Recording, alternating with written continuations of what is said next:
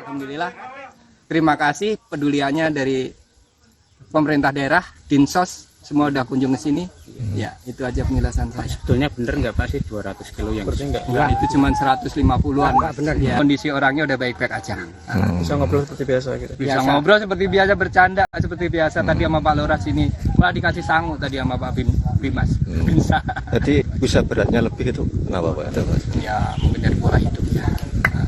Ya.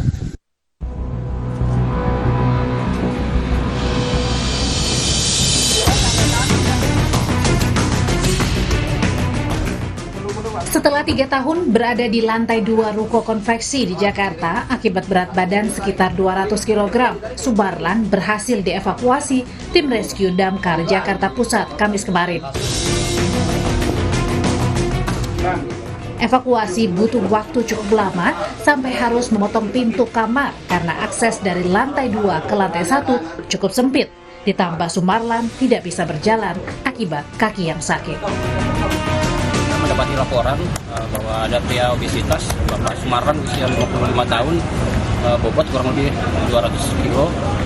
Evakuasi yang memang cukup sulit karena memang akses dari lantai 2 itu emang agak sulit. Makanya dari itu kita agak potong sedikit untuk pintu kamar. Sudah 20 tahun, Sumarlan bekerja dan tinggal di ruko usaha konveksi. Tapi saat berhenti bekerja 3 tahun lalu, tubuh Sumarlan semakin membesar hingga membuat berat badan pria berusia 55 tahun itu mencapai 200 kg. Sempat lama, udah 20 tahun lebih dulu di sini. Sampai akhirnya berhenti beraktivitas kerja itu kapan? Iya, udah 3 tahunan ya Pak Jim ya. Nah, dari dulu emang udah besar gitu, tapi kan kalau dulu kan masih sering olahraga Pak. Kayak main bola masih ikut, badminton masih ikut. Kini Sumarlan sudah tinggal di Grobogan, Jawa Tengah, menempati rumah khusus yang dibuat secara gotong royong oleh keluarga bersama warga. Tim Liputan, Kompas TV.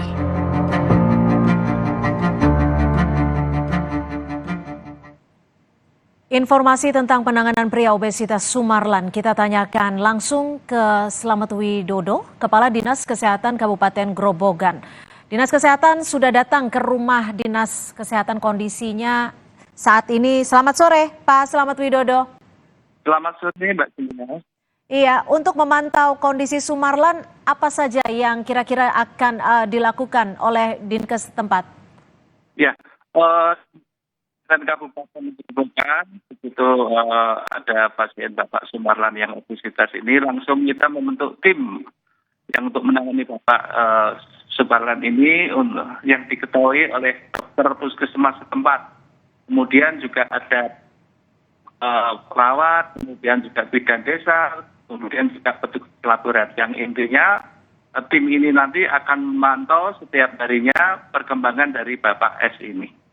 Artinya mekanismenya setiap tim akan datang setiap harinya untuk memantau kondisi Bapak Sumarlan? Ya, untuk pemantauan setiap harinya ini kan ada bidan desa kami yang ada di desa. Kemudian untuk dokternya ini tentunya seminggu sekali nanti juga akan datang. Kemudian pemeriksaan laboratoriumnya juga akan dilakukan setiap seminggu sekali. Petugas PTM-nya juga akan datang seminggu sekali. Tetapi pemantauan setiap harinya akan dilakukan oleh tim kami yaitu bidan desa setempat. Oke, untuk pemantauan sementara sejauh ini seperti apa kondisi medis dan fokusnya akan di mana nanti penanganannya, Pak Slamet? Baik, dari Bapak S ini kan diketahui juga mempunyai riwayat penyakit diabetes mellitus, kemudian juga hipertensi.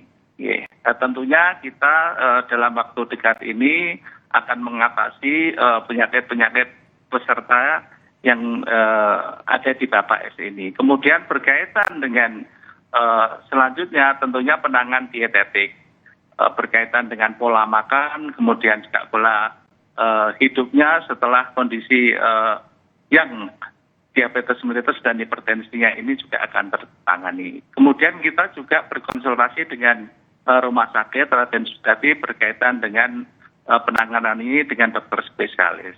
Oke, untuk penanganan awalnya apa yang akan dilakukan? Karena ini ada informasi berat dari Bapak Sumarlan ini 150 kg, tapi dari tim Rescue Jakarta ini menyatakan 200 kg, seperti itu ya Pak?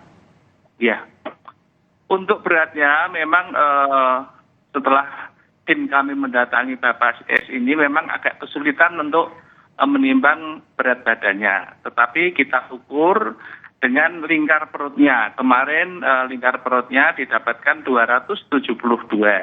Sedangkan untuk Lila itu lingkar lengan atas ini ada sekitar 42. Jadi ini memang sangat gemuk sekali, sangat gemuk sekali. Tentunya ini nanti program selanjutnya setelah penanganan dari diabetes mellitusnya dan hipertensinya ini nanti bisa tertangani, tentunya petugas gizi kami juga akan mengatur berkaitan dengan pola makannya supaya berat badannya nanti bisa sedikit demi sedikit bisa terkendali. Oke, kalau untuk alat-alat medis dan juga obat-obatannya sendiri, apakah Dinkes setempat sudah memiliki semua yang dibutuhkan oleh Pak Sumarlan? Untuk Dinkes Gerobogan sudah memiliki semua sarana prasarana untuk pengukuran. Kita mempunyai antropometri, kemudian laboratorium kita di setiap puskesmas juga sudah ada, dalam ini puskesmas Gilir 2 juga sudah ada, kemudian tim dokternya juga sudah ada, kemudian petugas program, petugas gizi, kemudian bidan desanya juga semuanya SDM-nya sudah ada. Oke, ini kan ada penyakit penyerta yang tadi sudah disampaikan oleh Pak Slamet akan ditangani terlebih dahulu sebelum menurunkan berat badannya.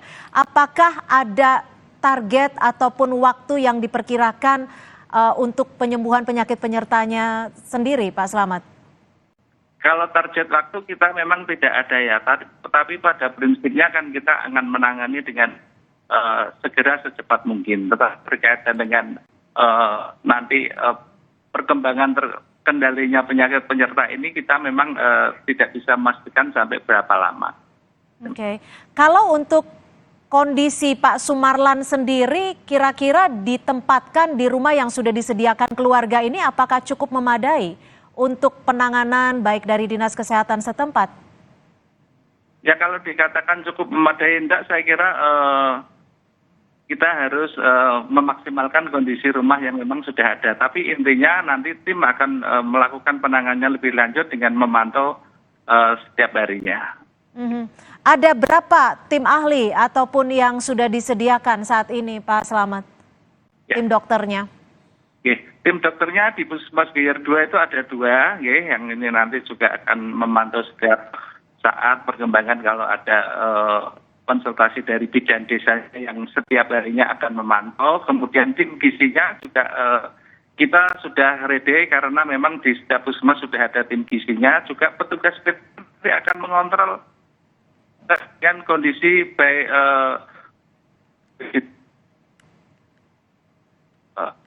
PDM-nya, program penyakit yang ada di puskesmas. Baik, artinya pemantauan akan terus dilakukan setiap harinya, khususnya untuk menangani penyakit penyerta terlebih dahulu dari Bapak Slamet, dari Bapak Sumarlan maksud kami. Terima kasih sekali lagi Kepala Dinas Kesehatan Kabupaten Grobogan, Pak Slamet Widodo, sudah bergabung bersama kami di Kompas Petang. Terima kasih. Sama.